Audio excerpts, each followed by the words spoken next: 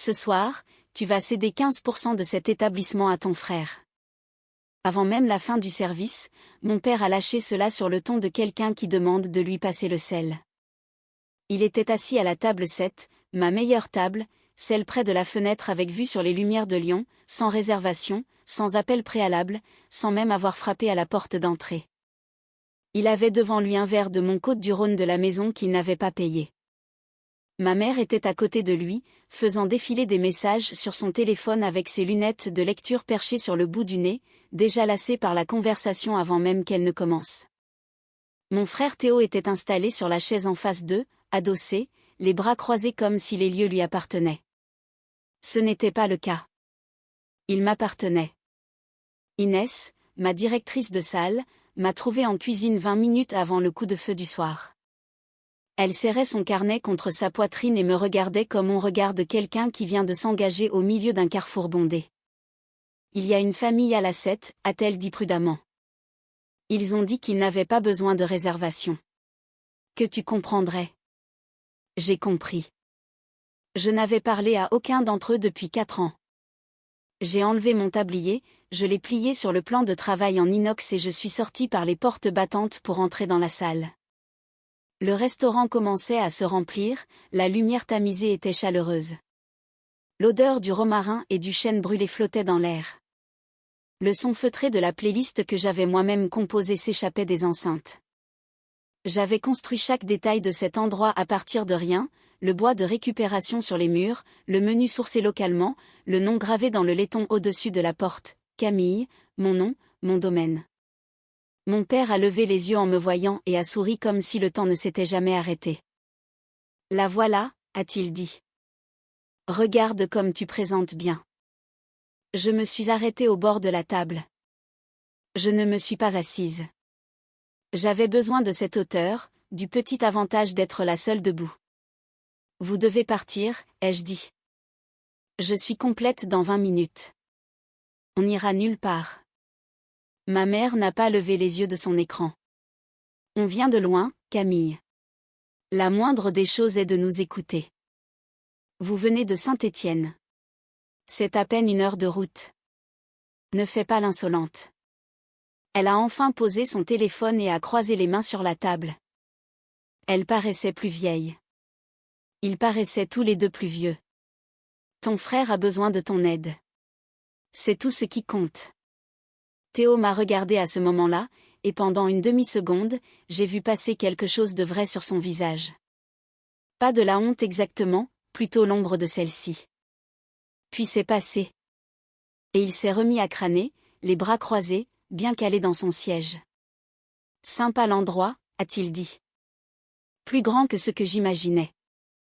Dehors. 15%, a répété mon père. Il a fouillé dans la poche intérieure de sa veste et a sorti une feuille de papier pliée qu'il a fait glisser sur la table sans se lever. On a fait préparer ça par un avocat. C'est propre. Tu signes ce soir. Théo devient associé non gérant et on n'en parle plus. Pas d'histoire. Je n'ai pas touché au papier. Vous avez fait rédiger par un avocat un document donnant à mon frère des parts dans mon entreprise. Et puis vous avez fait la route et vous avez débarqué à l'improviste pour que je le signe ce soir. On savait que tu ne prendrais pas nos appels. Il y a une raison à cela. Camille.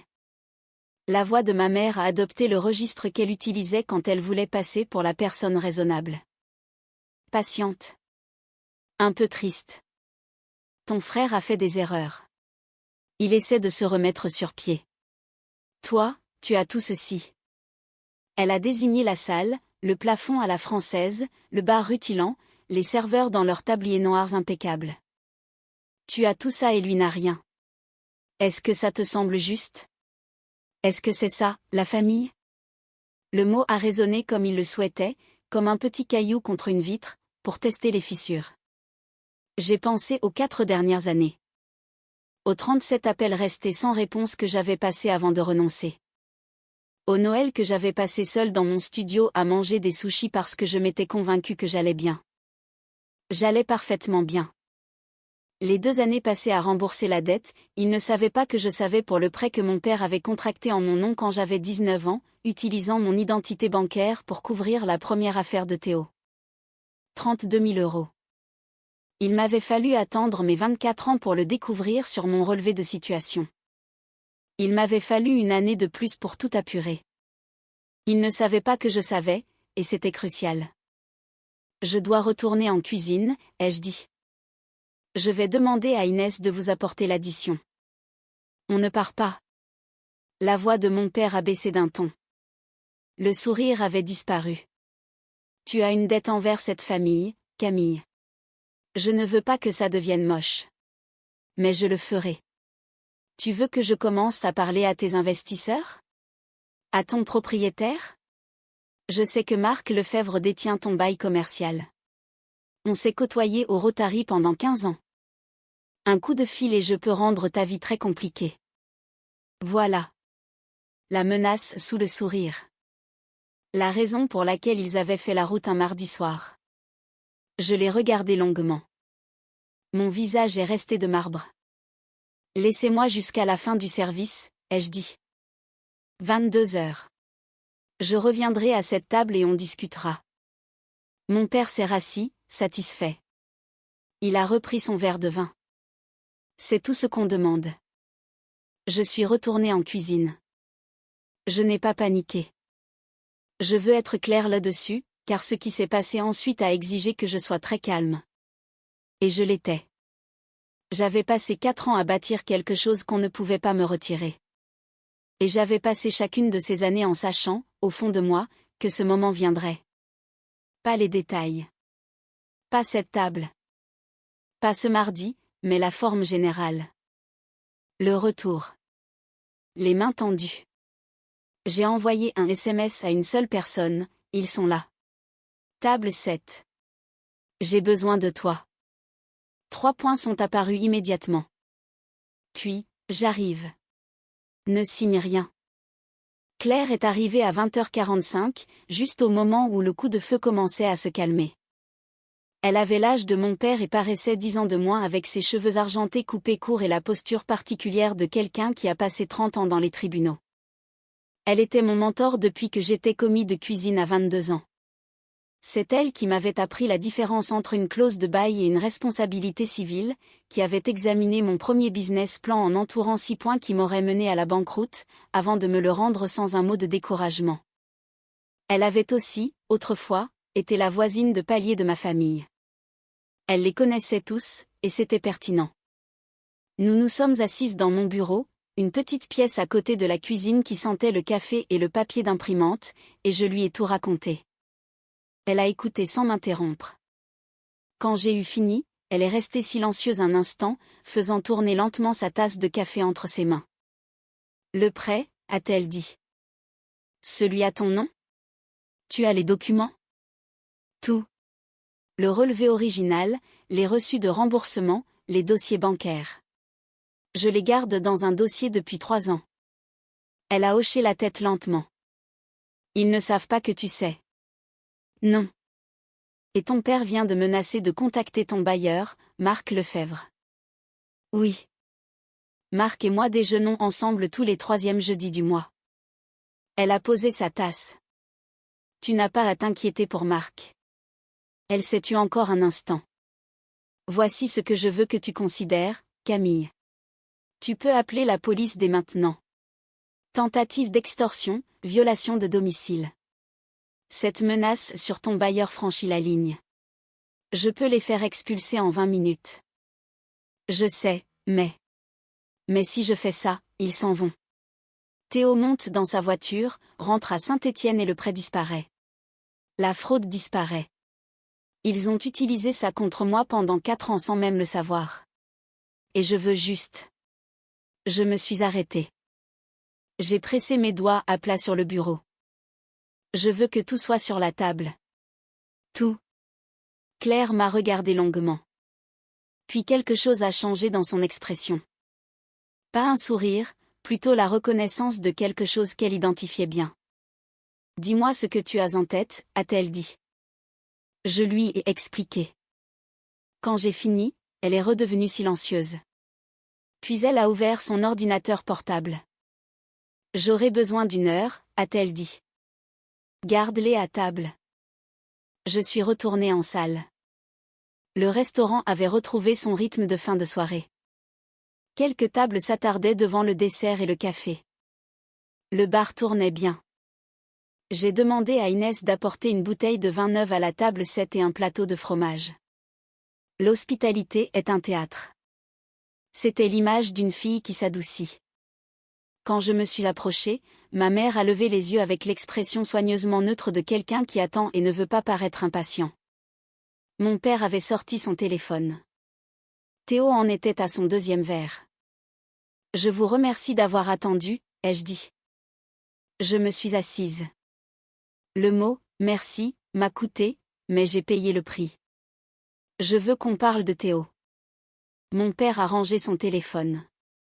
Il a investi dans un projet immobilier à Lyon, vers la Pardieu. L'associé s'est avéré être un escroc. Théo a perdu tout ce qu'il avait mis. En plus, les créanciers s'en prennent à lui personnellement. Le montant qu'il réclame tourne autour de 200 000 euros. 200 000 euros. Il a besoin d'une part dans quelque chose de réel, quelque chose qui génère de la trésorerie. Les 15% lui servent de garantie. Ça montre au créancier qu'il a des actifs. Ça lui donne du temps pour négocier. Et si les créanciers saisissent ses parts? S'ils mettent une hypothèque sur mon restaurant? Mon père a balayé l'idée d'un revers de main. Ça n'arrivera pas. Tu n'en sais rien. Camille. Ma mère a tendu le bras et a posé sa main sur la mienne. Le geste était si pratiqué, si parfaitement calibré que j'en ai presque éprouvé de l'admiration. Nous savons que nous n'avons pas été parfaits. Nous savons qu'il y a eu de la distance, mais tu es la seule dans cette famille qui a ce qu'il faut pour régler ça. Théo n'a pas ta discipline. Il ne l'a jamais eue. Tu as toujours été la plus forte, celle qui n'avait besoin de personne. Elle a marqué une pause. Nous avons peut-être compté le dessus plus que nous n'aurions dû, mais en ce moment, ton frère a besoin que tu sois forte une fois de plus. C'était un beau discours. Il transformait leur abandon en preuve de ma compétence. Il transformait 4 ans de silence en compliment. C'était l'arithmétique tordue de gens qui n'ont jamais envisagé une seconde que leur compte puisse être faux. J'ai hoché la tête lentement. Je peux vous demander quelque chose? Bien sûr. Quand j'avais 19 ans, l'argent. Vous voyez de quoi je parle? Un tressaillement. Trop rapide pour que Théo le remarque, mais j'observais le visage de mon père depuis 28 ans. Je l'ai vu. Je ne vois pas ce que tu veux dire, a-t-il dit. Le prêt. Celui que quelqu'un a contracté en mon nom. 32 000 euros. Celui qui a détruit ma capacité de crédit pendant 3 ans et que j'ai passé 2 ans de ma vie à rembourser. J'ai gardé une voix égale. Conversationnelle. Comme on parle de quelque chose qui est arrivé à quelqu'un d'autre. Je ne suis pas en colère. J'ai juste besoin de savoir si nous sommes honnêtes en ce moment. La table est devenue très silencieuse. C'était une erreur, a fini par dire ma mère. Sa voix avait changé, plus fine maintenant. Nous allions rembourser, mais vous ne l'avez pas fait. C'était notre intention. Et quand je l'ai découvert, quand je vous ai appelé la première fois et que vous m'avez dit que c'était ma responsabilité parce que je vivais sous votre toit et que je mangeais votre nourriture, et que c'était juste ce qu'on fait en famille. Je me suis arrêtée. J'ai pris une inspiration. J'ai beaucoup pensé à cette conversation. À ce calcul spécifique, que je vous étais redevable du simple fait d'exister. Théo ne bougeait plus. Il fixait la table. Je ne dis pas ça pour me battre, ai-je ajouté. Je le dis parce que je veux que nous soyons honnêtes l'un envers l'autre. Si nous faisons cela, si je dois aider Théo, je veux que tout soit sur la table. Mon père s'est raclé la gorge. Très bien. Ce prêt était une erreur. Nous avons mal géré la situation, mais c'était il y a presque 10 ans. Camille, tu as manifestement réussi ta vie. Tu as tourné la page. C'est vrai, ai-je acquiescé. Je voulais juste que ce soit dit à voix haute. Je me suis levée. Laissez-moi chercher les documents dans mon bureau. Je veux revoir quelques points avant de signer quoi que ce soit. Je suis allée à l'arrière. Claire était à mon bureau. Elle avait 2 documents devant elle et un bloc-notes couvert d'écriture manuscrite. Elle a levé les yeux quand je suis entrée. Comment sont-ils? Confiants. Le vin a aidé. J'ai regardé les papiers. C'est prêt? C'est mieux que prêt. Elle a fait glisser le premier document vers moi. La structure est la suivante, tu ne cèdes pas de capital. Tu proposes à Théo un prêt commercial garanti par ses actifs personnels, présenté comme un investissement d'associé pour montrer une garantie à ses créanciers. C'est légal, c'est propre, mais la garantie sur les actifs est réelle et exécutoire. Si ses créanciers s'en prennent à ses parts, il n'y a pas de part. Il y a une reconnaissance de dette, et cette note saisit ses actifs personnels avant même de toucher au tien. Quant à l'enregistrement, c'est tout à fait légal. Elle a tapoté le second document. Mais voici ce que j'ai besoin que tu fasses. J'ai besoin que ton père explique le prêt original, celui à ton nom, de manière explicite. Pas parce qu'on va le poursuivre ce soir. Mais parce que si jamais cela finit devant un juge, je veux une base solide. Et s'il refuse de le dire? Il le dira. J'ai déjà lancé la conversation. Il en est à son 3e verre. Il pense qu'il obtient ce qu'il veut, et il ne se doute pas que j'enregistre. Elle m'a regardé fixement. Camille, tu peux encore simplement appeler la police et en finir ce soir. Je sais. Tu comprends que ce que tu fais à la place est plus difficile? Je le sais aussi. Très bien. Elle m'a tendu le dossier. Alors va finir le travail. J'ai ajusté mes cheveux dans le petit miroir au dos de la porte du bureau. J'ai laissé mes épaules retomber un peu. J'ai répété l'expression dont j'avais besoin. Pas vaincu, pas en colère, juste fatigué. Le regard de quelqu'un qui se bat depuis longtemps et qui a finalement décidé, à contre-cœur, qu'il est plus facile d'arrêter. Quand je suis revenue à la table 7, j'ai posé le dossier sur la nappe et je me suis assise. J'ai réfléchi à ce que tu as dit, j'ai regardé ma mère. Sur le fait d'être la plus forte. J'ai laissé un silence s'installer. Tu as raison, j'ai toujours tout géré seule. Peut-être que ça a permis à tout le monde de supposer que je n'avais besoin de rien. Je ne veux plus être cette personne. Je ne veux plus être celle qui assume tout toute seule. L'expression de ma mère a changé. La lassitude a été remplacée par quelque chose qui ressemblait presque à de la chaleur. C'était ça, le secret, donner aux gens ce qu'ils attendaient. Cela les désarmait complètement. Alors, je vais aider Théo, ai-je dit. Mais je dois le faire correctement pour ma propre responsabilité, pour le restaurant. Je dois enregistrer cette conversation. La loi exige une documentation pour toute transaction commerciale dépassant un certain montant lorsqu'un accord verbal est conclu avant la signature. Ce n'était pas strictement exact, mais ce n'était pas vérifiable non plus, et mon père n'avait pas de diplôme en droit. C'est juste une formalité pour mon comptable. J'ai posé mon téléphone sur la table, appuyé contre la petite bougie au centre. J'ai appuyé sur enregistrer. J'ai besoin que vous déclariez que cette transaction est un prêt commercial garanti de ma société à Théo. J'ai marqué une pause. Quelle est l'entité juridique de Théo en ce moment? Tu as une SARL? Théo a bougé sur son siège. C'est juste moi. En nom propre. D'accord. C'est donc un prêt personnel garanti par les actifs personnels de Théo. J'ai besoin que vous le déclariez pour l'enregistrement afin que mon comptable puisse le catégoriser correctement. Ça le sort de ma déclaration de revenus personnels et l'inscrit comme une dépense professionnelle. Sinon, je me prends une taxation énorme. Les yeux de mon père sont passés du téléphone à moi, puis au dossier. Je le voyais faire le calcul, ou ce qu'il pensait être le calcul. Il voyait une fille qui assurait ses arrières. Il voyait de la paperasse. Il ne voyait pas un piège.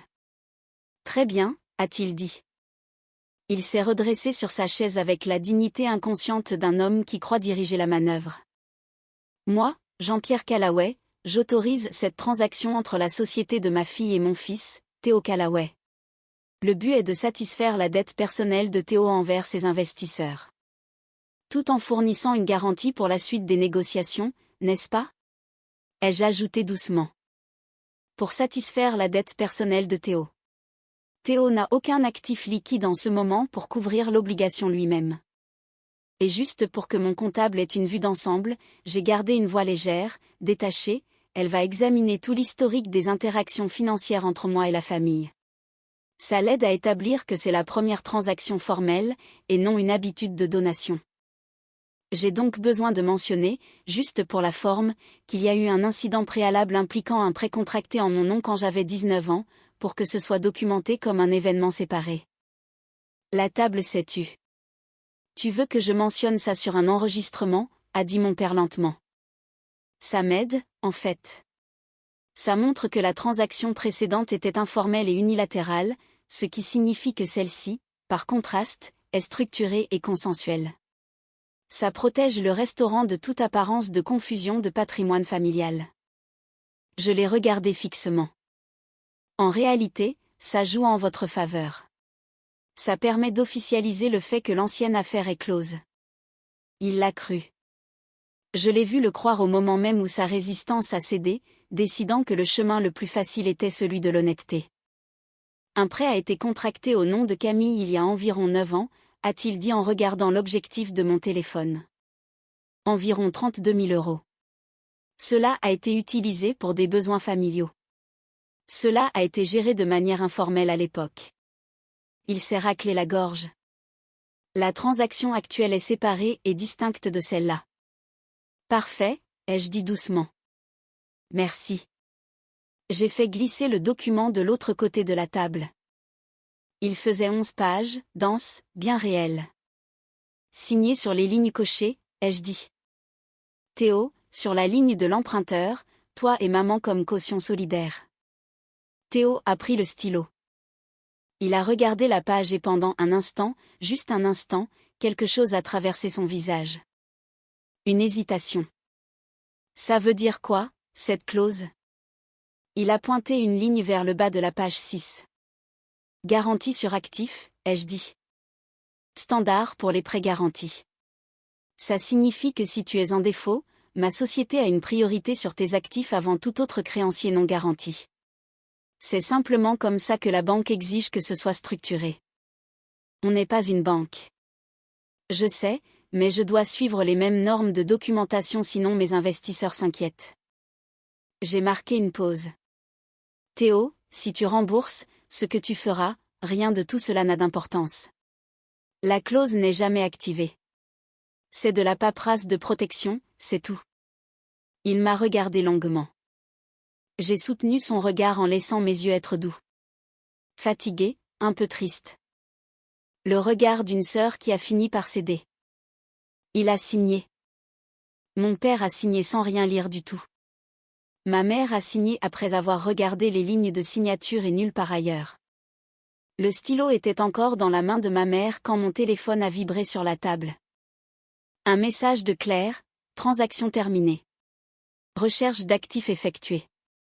Il a une maison à son nom à Bron. Valeur nette positive. J'ai repris mon téléphone.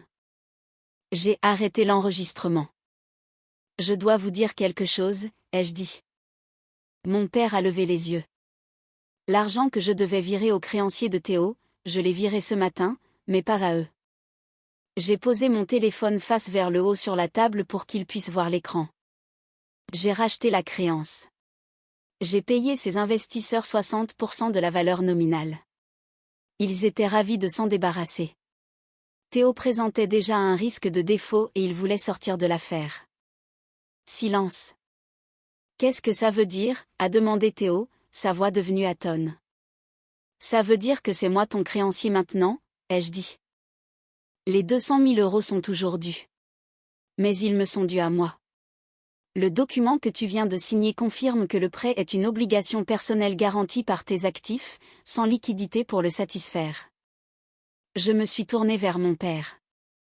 Et tu viens de confirmer, lors d'une conversation enregistrée, que tu avais précédemment contracté un prêt en mon nom sans mon consentement, ce qui est une fraude. J'ai marqué une pause. Je ne vais pas aller à la police avec cet enregistrement. Pas ce soir. Mais je vais le garder. Le visage de mon père s'est figé. Tu ne peux pas faire ça, a dit ma mère. Sa voix a tremblé pour la première fois. Camille, tu ne peux pas. C'est ta famille, c'est Théo. Je me suis tournée vers mon frère. La colère que je m'attendais à ressentir n'était pas là. Ce qui restait était quelque chose de plus calme et de plus définitif. J'ai passé 2 ans de ma vie à rembourser une dette que je n'avais pas contractée. J'ai reconstruit ma réputation bancaire à partir de rien. J'ai bâti ce restaurant sans un seul euro de votre part, sans un appel, sans une caution, sans que personne dans cette famille ne se montre une seule fois. Pas une fois. Pas quand j'ai obtenu le bail. Pas quand j'ai ouvert. Pas quand j'ai été élu meilleure table de Lyon 2 années de suite. Je me suis arrêtée. Je t'aurais aidé. Si tu m'avais juste appelé. Si l'un de vous m'avait appelé comme un être humain pour me demander. Théo n'a rien dit. Il fixait la table. La garantie sur les actifs me donne un droit légal sur ta maison, ai-je continué.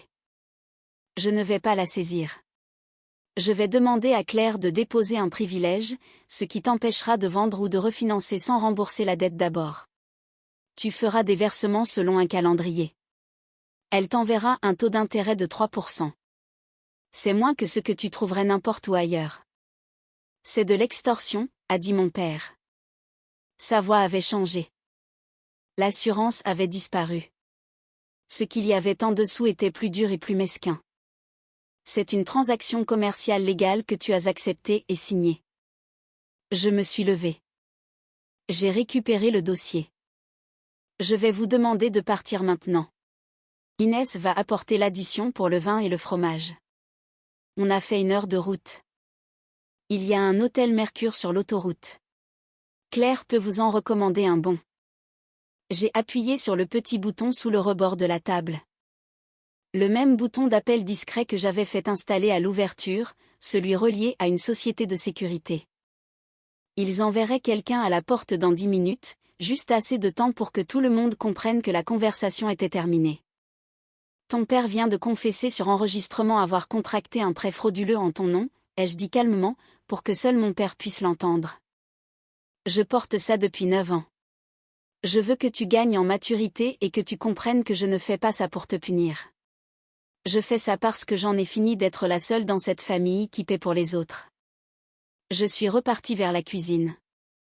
Inès a croisé mon regard près du bar. Je lui ai fait un petit signe de tête.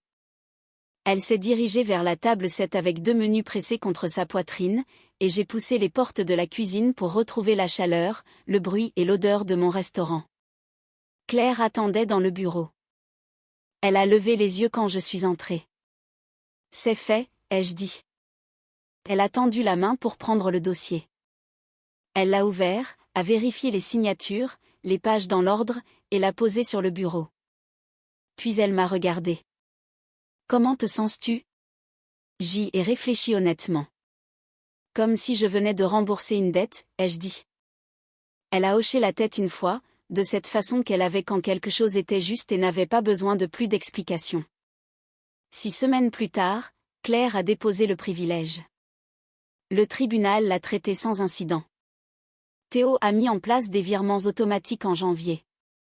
Des petits montants, gérables, le genre qui s'étalerait sur des années. Il n'a jamais appelé pour discuter. Il a juste payé. Mon père a appelé une fois d'un numéro que je ne connaissais pas. Environ 3 semaines après ce fameux mardi. J'ai laissé sonner. Il a parlé pendant 4 minutes de loyauté, de famille, d'héritage et de ce que je faisais subir aux gens qui m'avaient élevé. Je l'ai écouté 2 fois. Puis je l'ai supprimé. Le restaurant a fait son meilleur trimestre en mars. J'ai embauché 2 nouveaux commis et étendu nos horaires le week-end. Le bois de récupération sur les murs avait vieilli pour atteindre exactement la nuance que j'avais imaginée quand j'avais dessiné la salle pour la première fois sur une serviette en papier, dans un café à 2 heures du matin, après un double service. J'avais 23 ans et je n'étais sûre de rien, sauf de la forme de ce que j'étais en train de bâtir. Ma mère m'a envoyé un SMS une seule fois. 4 mots, j'espère que tu es heureuse. Je l'ai regardé pendant longtemps. J'ai répondu 2 mots, et je les pensais vraiment, je le suis. Puis j'ai bloqué le numéro, je suis retournée en cuisine et je me suis remise au travail.